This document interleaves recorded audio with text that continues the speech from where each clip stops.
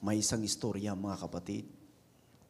Isang matanda, naghihingalo, 50-50 na ang kanyang buhay. Tapos itong matanda na to ay mayaman. Maraming lupa, maraming pera.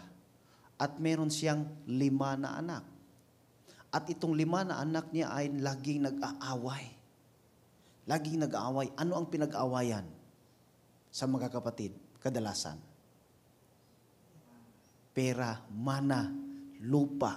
At ganun yung nangyari. Mga kapatid, tinawag na sila ng kanilang mama na naghihingalo. At alam nyo, yung iba ay pumasok na sila sa kwarto. Yung iba ay umiiyak. At yung iba naman ay nag-iisip pa rin sa mana sa kanilang magulang. Yung isa, nag-iisip na, itong lupa na to ay akin ito dahil mataba itong lupa at saka malapit sa tubig. Ganun po ang nangyari, nag-iisip pa. At yung iba ay umiyak na.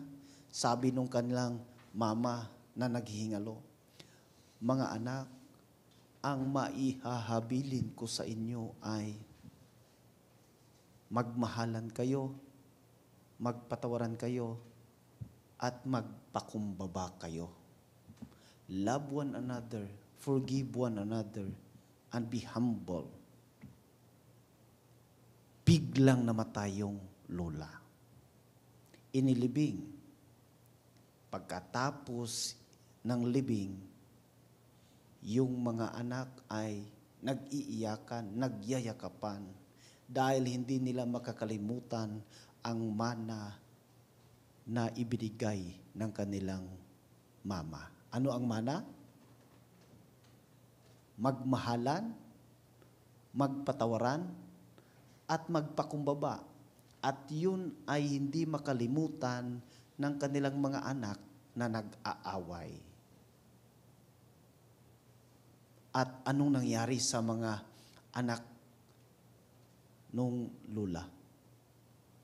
Umayos lahat.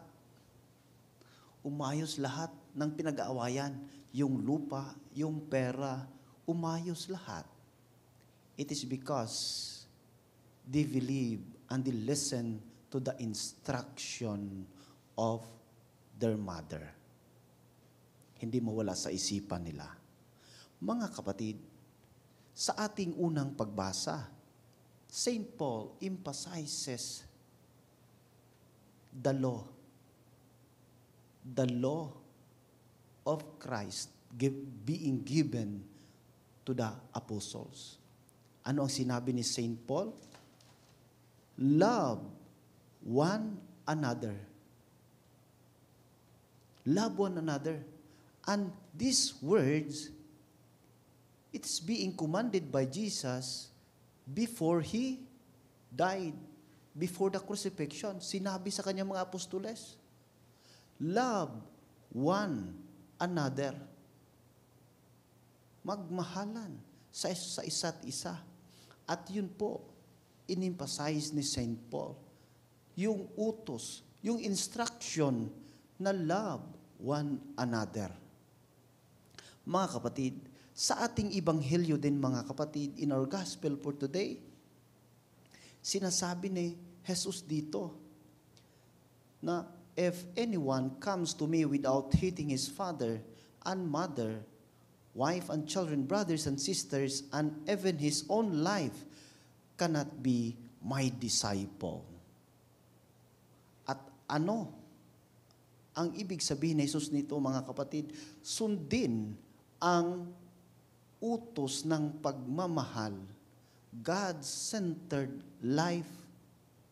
It is because yung salitang love one another begins with first, God. God is love. Doon nagsimula mga kapatid dahil sa pagmamahal ng Diyos. Kaya may kanta na pagkat ang Diyos natin, Diyos ng pag-ibig, magmahalan tayo't magtulungan. At kung tayo'y bigo ay huwag limutin na may Diyos tayong nagmamahal. Diyos ay pag-ibig.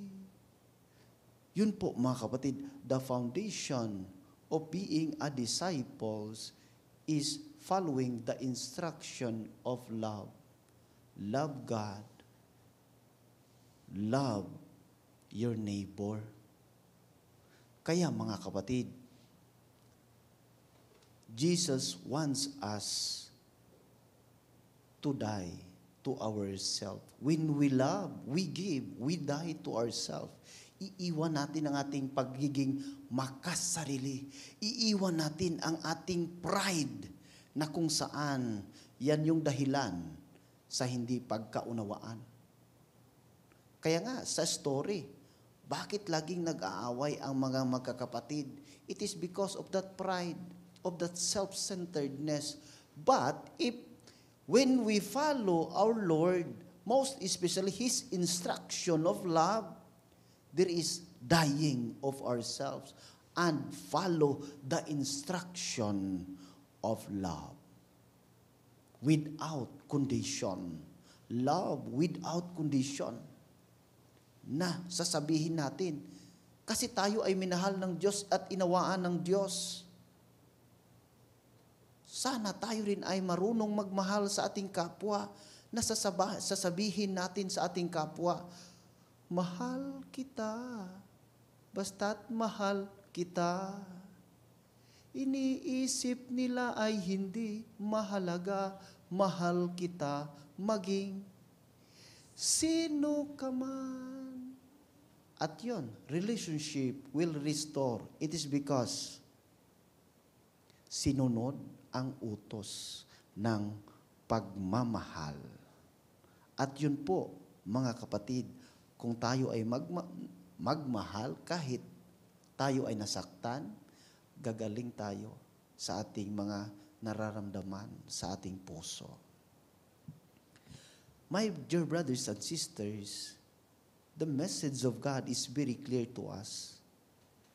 If God is the centers of our life, and when we obey the instruction given by our Lord Jesus Christ, the commandment of love without condition, we will be identified as His disciples. Amen.